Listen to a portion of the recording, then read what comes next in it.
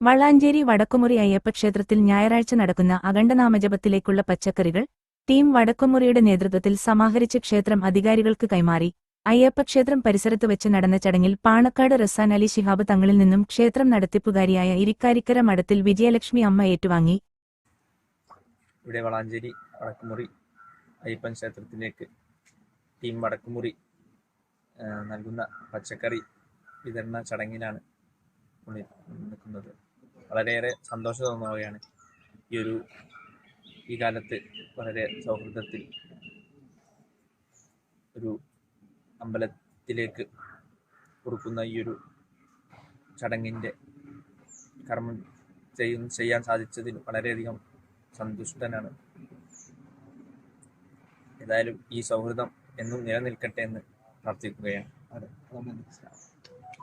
മുഹ്സിൻ അധ്യക്ഷത വഹിച്ച ചടങ്ങിൽ ക്ഷേത്രം പൂജാരി ശങ്കരനാരായണൻ എമ്പ്രാന്തിരി, ബാബു, വേലായുധൻ, കുട്ടൻ, Vinodkumar, Komalavalli, Ashraf Maliyekkal, Saithalavi പിലാക്കോളിൽ, Firosa Maliyekkal, Abdurahman MP, Najeeb PP, Aslaha M, Ansil CK തുടങ്ങിയവർ സംബന്ധിച്ചു.